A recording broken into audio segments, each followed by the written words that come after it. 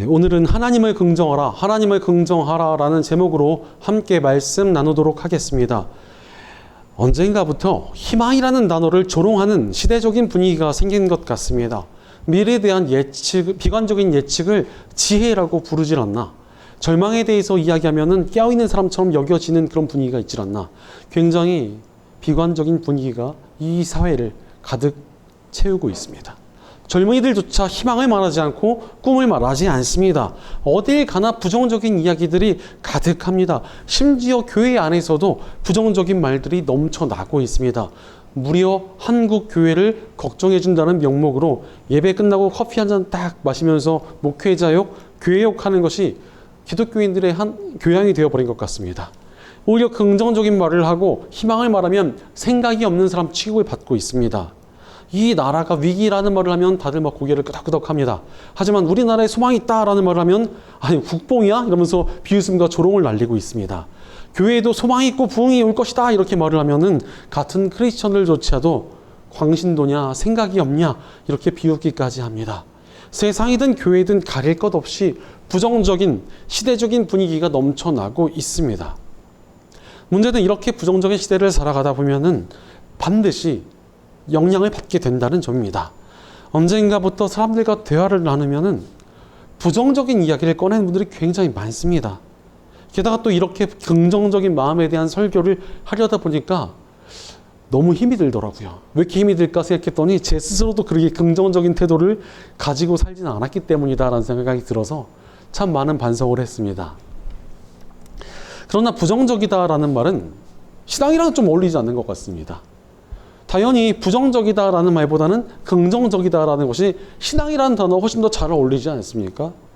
그러니 우리에게 믿음이 있다면 우리는 긍정적인 사람이 되어야 합니다. 그런 의미에서 우리가 살펴볼 사람은 바로 여호수아입니다. 우리의 올해 표어인 앵커스 어웨이, 하나님의 뜻을 향해 나아가자란 말에 참 잘 어울리는 사람이 바로 여호수아였습니다. 그는 이스라엘 백성들을 이집트에서 구해낸 모세의 후계자이자 하나님께서 약속하신 가나안 땅을 점령한 리더였습니다. 그런 그가 주목을 받고 리더로 세워진 사건이 있었습니다. 바로 이스라엘 백성들은 모세의 지도 아래 이집트를 탈출하여 하나님께서 약속하신 가나안 땅 바로 앞까지 오게 되었습니다. 하나님께서 약속하신 땅이었지만 그곳에 불법 점거를 하고 있었던 가나안 민족들이 있었기 때문에 이제 그곳에 정탐꾼들을 보내게 됩니다. 그곳에 있는 적들과 싸워야 되기 때문에 정탐꾼들을 보내서 그 땅이 어떠한지, 적들은 어떠한지 좀 살펴보고자 한 것입니다. 그래서 야곱의 12아들의 후손에서 이루어진 12부족을 12지파라고 불렀는데 각 지파에서 가장 믿음이 좋고 뛰어난 차세대 지도자감인 젊은이들을 다 뽑아가지고 정탐꾼으로 보냈습니다. 문제는 이제 정탐을 딱 해보니까 와, 땅이 너무 좋은 거예요. 땅이 뭐 기가 막히게 너무 좋았습니다. 문제는 적들이 너무 강해 보인 것입니다. 다들 체구도 크고 성읍도 굉장히 단단해 보였습니다. 돌아온 12명의 정탐꾼 중에서 10명이 부정적인 예측을 쏟아냅니다. 그 이야기를 들은 백성들은 1절 말씀처럼 소리를 높여서 아우성을 치고 밤새도록 통곡을 합니다. 바로 부정적인 정신의 마음을 빼앗겨 버리니까 마음에 문제가 생겨버린 것입니다. 마찬가지로 우리도 부정적인 정신의 마음을 빼앗기게 되면은 우리 마음에 문제가 생깁니다. 대표적인 것이 우리 마음이 분노와 슬픔에 빠져버린다는 것입니다. 요즘 인터넷 문화를 보면은 누군가를 저격하고 마녀사냥하면서 공격하는 부정적인 문화가 있습니다. 그런데 그런 것들에 굉장히 과몰입을 하는 사람들을 보면은 특징이 있습니다. 항상 화가 잔뜩 나 있습니다. 언제든지 화낼 준비, 누군가에게 돌을 던질 준비가 되어 있습니다. 부정적인 것들을 계속 보고 있으니까 마음이 분노에 물들어 버린 것입니다. 화가 나는 것이 부정적인 것과 굉장히 연관이 많습니다. 게다가 또 이 부정적인 정신의 영향을 받으면 우울해지고 무기력해집니다. 실제로 요즘 부정적인 분위기가 너무 심해지니까 젊은 세대들이 굉장히 무력해지지 않았습니까? 가정도 이루지 않겠다. 아이도 낳지 않겠다. 꿈도 꾸지 않겠다라고 하는 무기력하고 우울한 정서가 젊은 세대에게 가득합니다. 그게 끝이 아닙니다. 2절 말씀 보니까 이스라엘 자손들이 지도자인 모세와 아론을 원망하며 말을 합니다. 차라리 우리가 이집트의 땅에서 죽었더라면 더 좋았을 것이다. 아니면 차라리 우리가 이 광야에서라도 죽었더라면 더 좋았을 것이다. 부정적인 정서에 빠져버리니까 노예 생활에서 구해주신 하나님의 은혜에 대한 감사하는 마음을 다 잃어버렸습니다. 그리고는 원망을 시작합니다. 바로 부정적인 마음은 우리의 신앙을 망가뜨립니다. 예전에 알던 신학교에 한 선배님이 있었는데 제가 이분이랑 굉장히 좀 친하게 지낸 적이 있습니다. 지금도 그분이 참 고마운 부분들도 참 많이 있는 그런 괜찮은 분이었습니다. 그런데 이분이 딱 하나 단점이 있다면 부정의 끝판왕이었습니다. 공부도 되게 열심히 하고 후배들한테 먹을 것도 잘 사주는데 너무너무 부정적이었습니다. 제가 아는 모든 사람들 중에서 가장 부정적인 사람 거의 압도적 1위를 달립니다. 무슨 이야기를 하면 항상 말끝마다 한국 교회 망한다. 교회들 다 망한다. 한국 망한다. 이런 말만 했습니다. 이런 말을 한 20년 전부터 해왔는데 계속 그런 말을 하고 다녔습니다. 게다가 또 누가 사역을 시작하거나 개척을 하면은 그분이 또 특징이 있습니다. 야, 너 그런 걸 왜 하냐? 그런 교회에서 하는 거 아니야? 이러면서 비웃고 항상 부정적인 말을 했습니다. 제가 개척을 할 때도 좀 기도 좀 해달라고 전화를 했더니만 거의 전화를 붙잡고 한 10분 동안 비웃고 조롱하다가 끊었습니다. 그런데 나중에 이분이 이단 비슷한 데 빠졌고 사역도 다 그만둬 버렸습니다. 부정적인 마음에 오랜 기간 사로잡혀 있으니까 신앙 자체가 제대로 유지가 될 수가 없는 것이었습니다. 그런데 사람들이 왜 이렇게 부정적이 되어 버리는 것입니까? 현실적인 상황만 바라보고 있으면 그럴 수밖에 없습니다. 실제로 이 나라만 봐도 연금 고갈에 인구 절벽에 사회적인 갈등이 극에 달해 있습니다. 교회 역시도 목회자들의 타락과 교회 문화의 고립, 청년들의 이탈로 큰 위기를 맞고 있습니다. 하지만 어떤 시대이든지 현실적인 문제가 없던 시대는 없었습니다. 이스라엘 백성들도 현실적으로는 위기가 맞습니다. 자신들은 오랜 노예 생활에 지쳐 있었고 전쟁을 치러본 적도 없는 사람들이었습니다. 그런데 적들은 체구도 크고 튼튼한 성읍을 갖추고 있었으니까 너무 불리한 상황이고 두려운 상황이지 않았겠습니까? 그러나 현실적인 문제만 바라보면 부정적인 마음을 가지는 것은 하나도 도움이 안 됩니다. 오늘 본문 3절을 보니까 주님은 왜 우리를 이 땅으로 끌고 와서 칼에 맞아 죽게 하는가? 왜 우리와 아내와 자식들이 사로잡히게 하는가? 차라리 이집트로 돌아가는 것이 좋겠다라고 이스라엘 백성들이 원망을 내뱉습니다. 그런데 여러분 지금 상황이 좀 이상합니다. 전쟁은 아직 시작도 한 적이 없습니다. 아내와 자식들이 포로로 잡힌 적도 없습니다. 부정적인 마음에 빠지니까 아이의 희망을 잃고 오히려 더 비이성적이 되어서 더욱더 부정적인 예측을 내뱉고 있는 것입니다. 실제로 부정적이고 걱정, 근심에 빠져 있는 사람들 보면은 진짜 온갖 것을 다 걱정하고 자빠졌습니다. 정말 저런 걱정까지 해야 되나 싶은데 그런 것들까지 다 걱정을 하고 있습니다. 진짜 자기가 죽어서 이미 땅에 묻혀서 다 썩어졌을 그 미래까지도 걱정을 하고 일어나지 않을 정말 사소한 일까지 다 걱정을 하고 온갖 것들을 걱정하며 살아갑니다. 그렇게 또 게다가 또 4절을 보니까 이스라엘 백성들은 따로 지도자를 세워서 자신들을 노예로 삼았던 이집트로 돌아가려고 합니다. 부정적인 것이 너무 심해지니까 하나님을 향해 반역하려고 하는 것입니다. 이만큼이나 부정적인 마음이 굉장히 위험합니다. 그렇다면 우리 믿음의 사람들은 부정적인 세상 속에서 어떻게 살아가야 되겠습니까? 오늘 보면 5절을 보니까 하나님을 향해 반역을 저지르고 있는 이스라엘 백성들을 보고 하나님께서 세우신 지도자 모세와 아론은 하나님 앞에 엎드려 버립니다. 그리고 그분만 바라보면서 기도하기 시작합니다. 사실 여호수아가 이스라엘의 지도자로서 세워지고 또 모세와 아론의 후계자가 된 이유가 여기에 있습니다. 믿음의 사람이었던 모세처럼 여호수아도 위기 가운데 항상 하나님만 바라보았습니다. 부정적인 세상이나 사람들이 아닌 하나님께 집중했기에 긍정의 신앙을 가질 수 있었고 하나님께 쓰임받게 된 것입니다. 그러니 우리도 부정적인 세상이 아니라 하나님을 바라보며 긍정의 신앙을 가져야 합니다. 그때 우리 역시도 하나님 안에서 여호수아처럼 아름답게 쓰임받을 수 있습니다. 그렇다면 우리가 구체적으로 어떻게 하나님을 바라보며 긍정의 신앙을 가질 수 있습니까? 첫째로 우리 안에 있는 부정적인 마음을 찢어버리고 하나님을 바라보아야 합니다. 솔직히 우리 안에 부정적인 마음들이 다들 있지 않습니까? 우리는 불완전한 피조물이기 때문에 당연히 부정적인 마음이 들 수 있습니다. 그러나 그것들을 찢어버려야 합니다. 오늘 본문 6절을 보니까 그 땅을 탐지하고 돌아온 이들 가운데서 눈의 아들 여호수아와 여분네의 아들 갈렙이 슬픔에 겨워 자신들의 옷을 찢으며 라고 말씀하고 계십니다. 백성들의 부정적인 정신에 물들자 여호수아와 그의 동료인 갈렙은 옷을 찢으며 슬퍼합니다. 여호수아는 부정적인 마음을 절대 가볍게 보지 않았던 것입니다. 옷을 찢을 만큼 가슴 아파했습니다. 또한 여호수아가 옷을 찢는 것은 동족들이 부정적인 정신에 빠져가는 것을 슬퍼함도 있지만 그의 마음 한구석 속에 남아있을지도 모르는 부정적인 마음의 헛못을 찢어버리는 것이었습니다. 사실 여호수아도 왜 두렵지 않았겠습니까? 체구도 크고 견고한 성읍을 가진 가나안 사람들과 싸운다는 것이 왜 걱정이 되지 않았겠습니까? 마음 한구석에는 부정적인 마음이 슬금슬금 올라왔을 것입니다. 그러나 그는 옷을 찢으며 자신 안에 있는 부정적인 마음도 찢어버렸습니다. 바로 우리도 부정적인 마음의 헛옷을 찢으며 하나님께 나아가야 긍정의 새 옷을 입을 수 있습니다. 우리의 부정적인 마음들을 그냥 무시하라는 것이 아닙니다. 단순히 부정적인 마음들을 외면하는 것만으로는 부정적인 마음을 극복할 수 없습니다. 우리는 믿음의 방법으로 부정적인 마음에 맞설 것들을 찢어내야 합니다. 사실 이스라엘 백성들이 옷을 찢는다는 것은 하나님 앞에서 슬픔을 표현하는 방식이었습니다. 바로 우리는 하나님을 믿는 믿음 안에서 부정의 헛옷을 찢을 수 있습니다. 오늘 본문 7절과 8절을 보니까 여호수아가 백성들에게 우리가 탐지하려고 두루 다녀본 그 땅은 매우 좋은 땅입니다.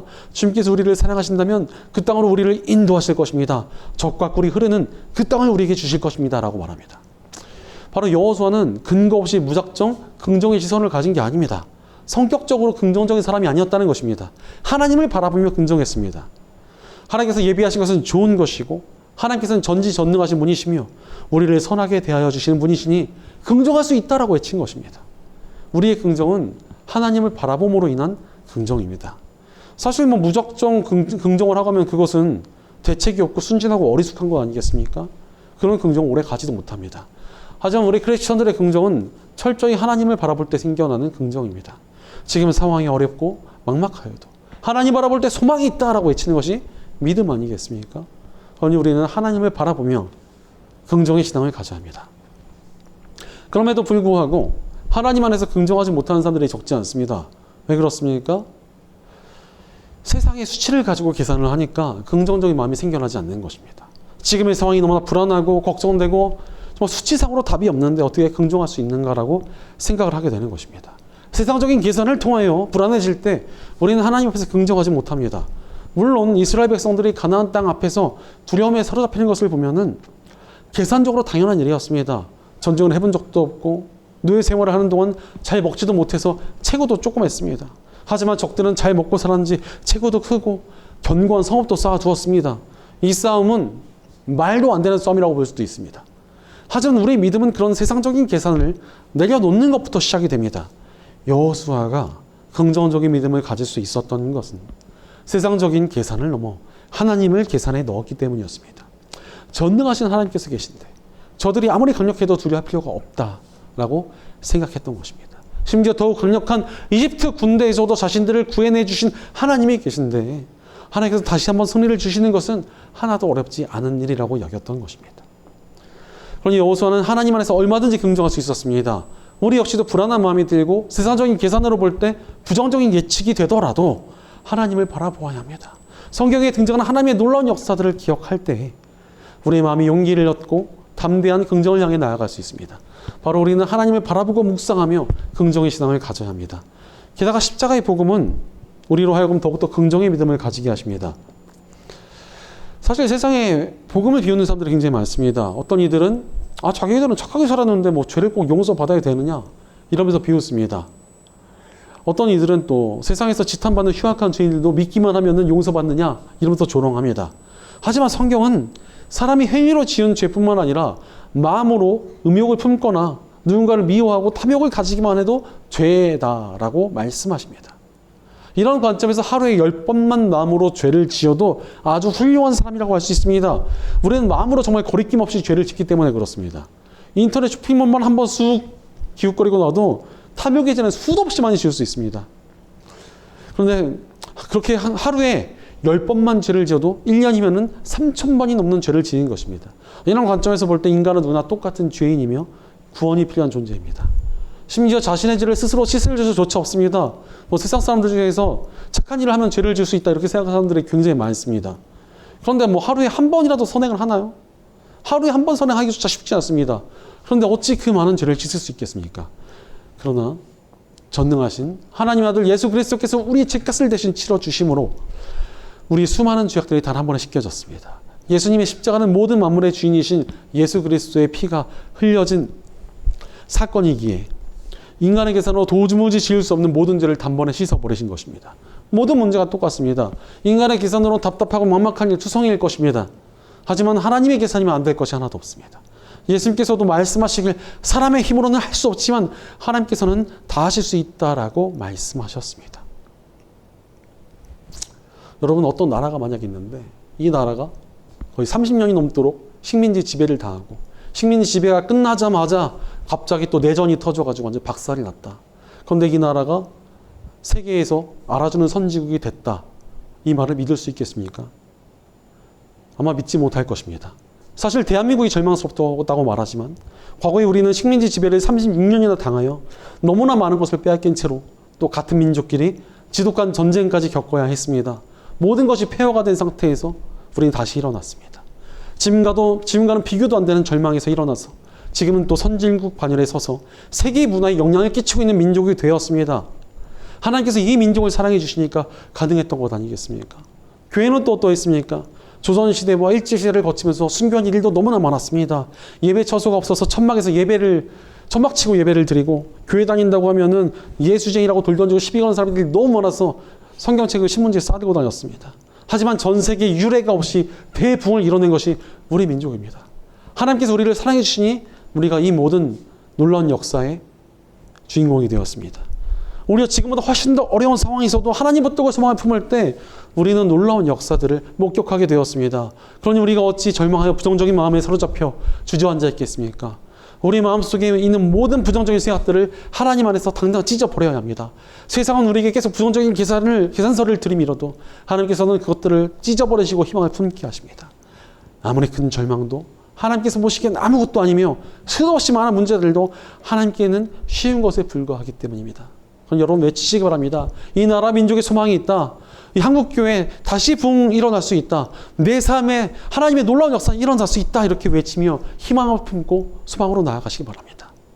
우리가 믿는 하나님께서는 전능하시며 불가능이 없으신 하나님이십니다. 그러니 우리의 긍정은 막연한 긍정이 아닌 하나님의 전능하심을 믿는 긍정입니다. 바로 우리는 우리에게 소망 주시는 전능하신 주님만 바라보며 긍정의 신앙을 가져야 합니다. 하나님만 바라보며 우리의 모든 부정적인 마음들을 찢어버리고 긍정의 신앙으로 나아가는 저와 여러분 되시기를 간절히 축원합니다. 둘째로 세상을 멸시하며 하나님을 바라보아야 합니다. 하나님만 바라보며 긍정의 신앙을 가지고자 할 때 우리의 시선을 가로막는 것이 무엇입니까? 사실 세상의 문제들이 계산조차 되지 않을 정도로 커 보일 때 하나님을 바라보지 못합니다. 세상의 거대한 문제들이 가로막힐 때 절망적이며 부정적인 감정에 사로잡히게 되는 것입니다. 그렇다면 거대한 세상의 문제들 앞에서 우리 어찌해야 되겠습니까? 그 세상을 멸시해야 합니다. 쉽게 말해서 세상을 만만하게 보라는 것입니다. 물론 아무 생각 없이 만만하게 생각하고 되는 대로 게으르게 살라 이런 뜻이 절대 아닙니다. 세상이 주는 두려움에 무릎 꿇지 말고 맞서라는 것입니다. 그 두려움을 극복해야 우리가 믿음 안에서 긍정을 가질 수 있습니다. 예전에 우리나라 축구대표팀은 유럽팀만 만나면 바짝 얼어가지고 제대로 경기도 못한 채 처참한 패배를 당했습니다. 그런데 2002년 당시 최강이라 불리는 프랑스와의 평가전에서 좋은 경기를 펼치며 무승부를 기록했습니다. 그리고 폴란드, 포르투갈, 이탈리아, 스페인을 차례로 꺾고 월드컵 4강까지 진출했습니다. 유럽의 강팀들을 상대로 좋은 경기를 하며 승리를 거둔 것입니다. 그러자 이제는 예전처럼 유럽팀들을 두려워하지 않고 당당히 맞서게 되었습니다.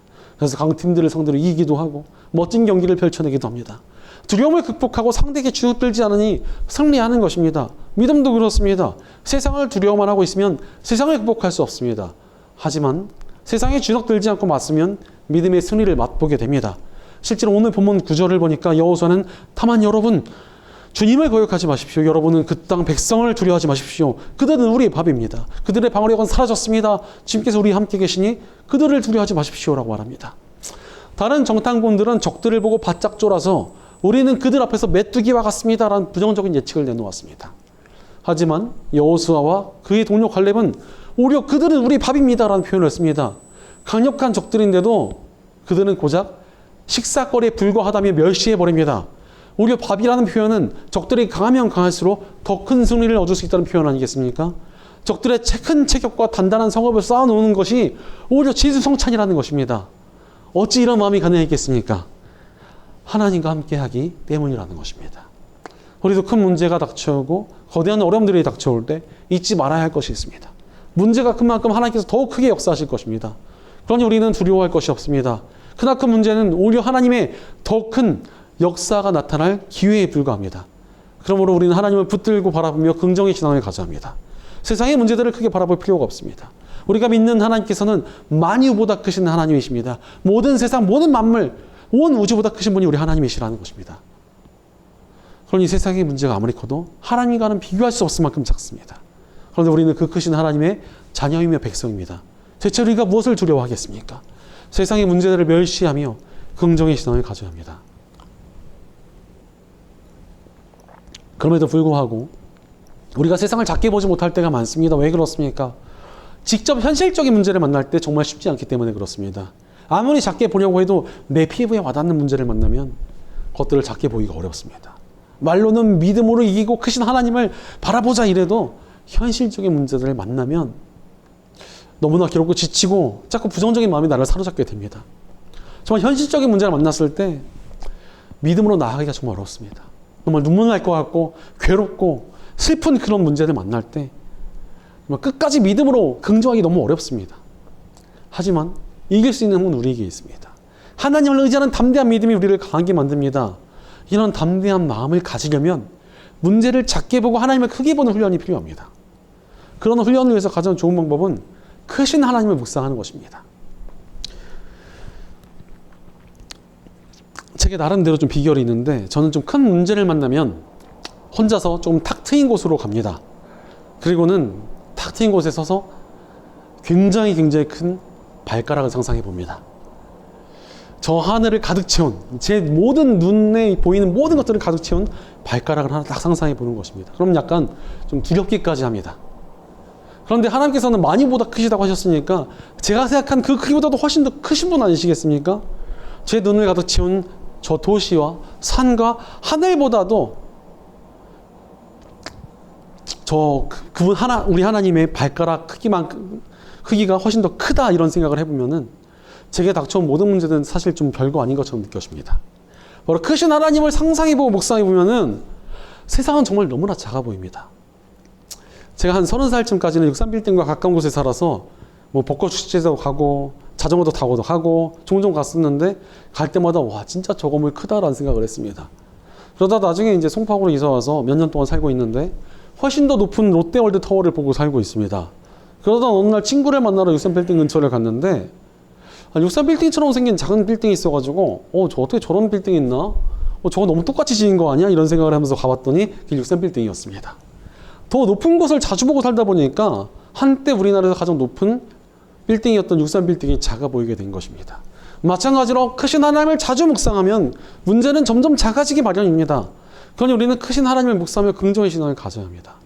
게다가 십자가의 복음은 우리가 더욱더 긍정적인 신앙을 가질 수 있는 이유를 더해 주십니다. 그렇게 크신 하나님께서 우리를 죽기까지 사랑하셨습니다.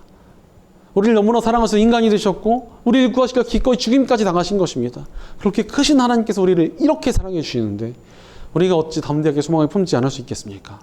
그러니 우리는 우리를 사랑하시는 하나님을 묵상하며 긍정의 신앙을 가져야 합니다. 게다가 예수님께서 이 땅에 오셨을 때 정말 많은 기적과 승리를 보여주셨습니다. 병마를 이기는 것을 보여주셨고 풍랑을 이기셨으며 심지어 죽음까지도 이기셨습니다. 왜 이런 승리들을 보여주셨습니까? 여러 이유가 있지만 어떠한 상황 속에서도 긍정적인 믿음을 가지게 하셨던 것입니다. 그러니 우리는 예수님을 기억하며 긍정의 신앙을 가져야 합니다. 또한 오늘의 본문은 어떻게 결론이 납니까? 긍정의 신앙을 가지고 있었던 여호수아는 부정적인 마음에 사로잡힌 이스라엘과 맞섰습니다. 그러자 위기가 점점 고조됩니다. 부정적인 정신에 완전히 물들어 있던 이스라엘 백성들이 여호수아를 돌로 쳐서 죽이려 합니다. 그러나 10절 말씀을 보니까 그때 주님의 영광이 회막에서 온 이스라엘 자손에게 나타났다라고 말씀하십니다. 하나님께서 위기의 상황에 나타나셔서 여호수아의 편을 들어주시며 영광 중에 임하시어 그를 지켜주셨습니다. 우리도 마찬가지입니다. 우리가 긍정적인 신앙을 가지고 살아가면 세상은 우리가 격렬히 부딪힐 것입니다.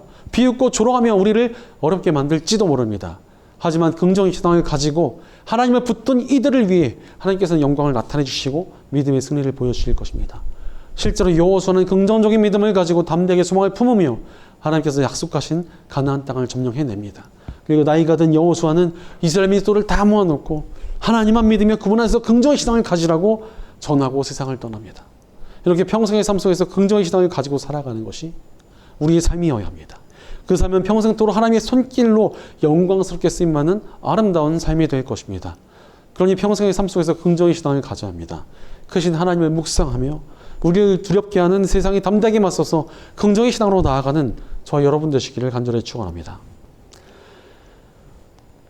사랑하는 여러분, 어떠한 마음을 지니며 살아가고 계십니까?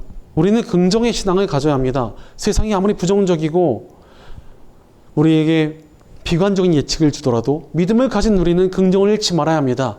물론 세상은 우리를 계속 부정적인 정신으로 물들이려 할 것입니다. 하지만 우리는 우리 안에 있는 모든 부정적인 마음들을 다 찢어버리고 세상에 맞서며 긍정의 신앙을 가져야 합니다.